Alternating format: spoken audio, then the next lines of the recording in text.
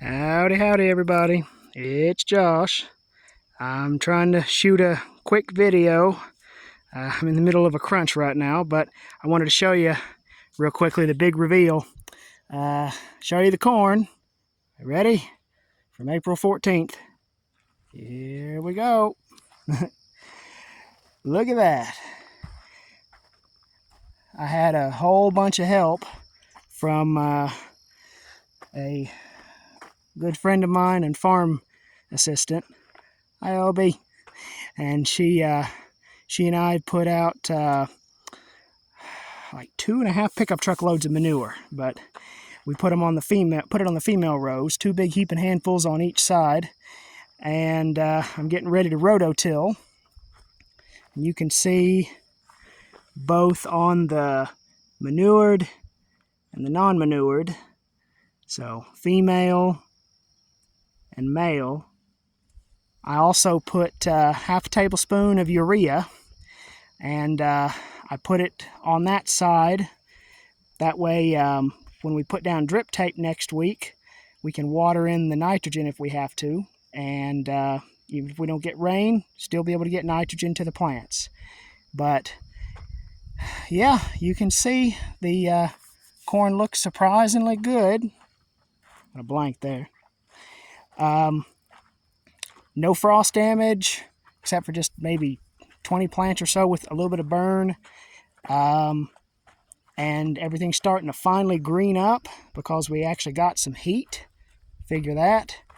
And it's just coming along real well. So I'm going to cultivate today with the rototiller. And when I do that, that will incorporate the manure. And then that manure will add some much needed organic matter to the soil in order to compensate for the fact that our ground here is basically just straight mineral soil. No organic matter to speak of. So it will hold water, it'll keep the soil from getting as compacted, help the roots grow better. So just showing it to you. I don't know how well it'll show up on camera, but the Cusco, unsurprisingly, has endured our cold weather better than the Cargill Coroico. And that's not surprising because it's been pretty chilly here for May. But yeah, I don't know if it'll show up here. The Cusco is darker green, and that's because it's better able to produce chlorophyll under cool weather conditions. This is the second year I've grown it like this, and definitely proven me right. This is a little row of delay Cargill Coroico male. It still hasn't greened up properly from the cold snap. I don't know if it has any chilling damage or not. It might, but it's definitely taken a while to green up. But yeah, so got it weeded.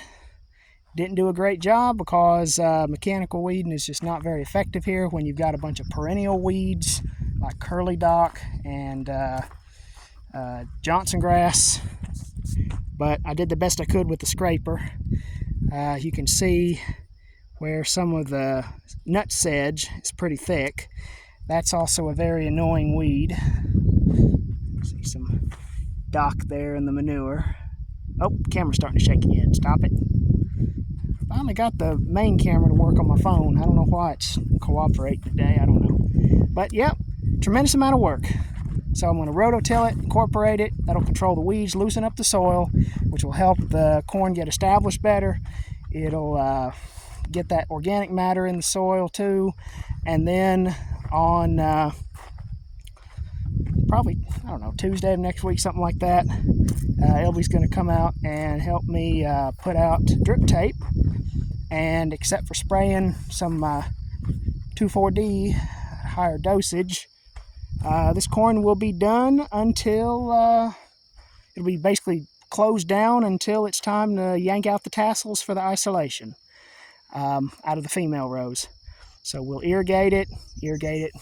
I'll show the drip tape system once we have it finished, because it can be kind of intimidating to put one of those out, but it's really not that difficult, I promise. If we can figure it out, then y'all can figure it out. But I'll come back maybe in a week and show you how this is looking. But I'm pretty happy with it overall. There are some spots where the soil was pretty compacted and the plants desperately need to have their roots loosened. I can show you right here. I don't know if it'll show up. See that purple? Okay, especially down here.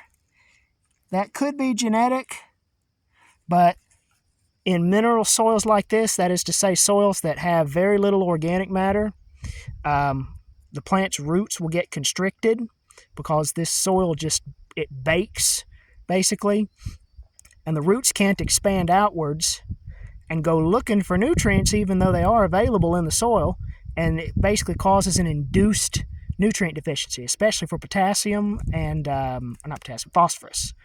But rototilling, especially since I'll be about that far away, that will loosen up the roots, warm up the soil, and loosen up the soil and warm it up, and then the roots will be able to travel out here. And yeah, but overall, I am just tickled pink, especially with the Cusco. Cusco's really proven just how well it can take the cold weather. It is not comparable to Painted Mountain, definitely not that level of elite. But unlike Painted Mountain, it actually has some disease resistances, and its roots are better. So, and the Cargill Coroico, it's surviving. It's not as happy as it could be. But the nice thing is, I intentionally chose the cool tolerant one to be the female for an early sowing. That way, even if these males here are only half their normal size, it's not a big deal. You know, they don't need to be big. That corn makes huge tassels anyway. So I'm basically spoiling the females because, much as I hate to say it, males are reproductively less valuable than females are. So, but that's patch one, earliest I've ever sown corn, and I got really lucky this year.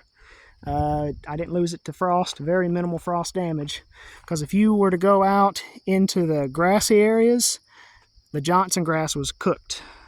We actually did have frost. But remember what I said about the heat sink from this tilled soil? Okay, and I'll show you this real quick too. Okay, this plot here, believe it or not, everywhere you see blue string, so every other row, there's already corn sown. And you might say, good Lord, Josh, what are you doing about all these weeds? They're going to take over your crop. And you would be right. But I'm going to come out here with a diluted solution of glyphosate. About a tablespoon per gallon of water is enough.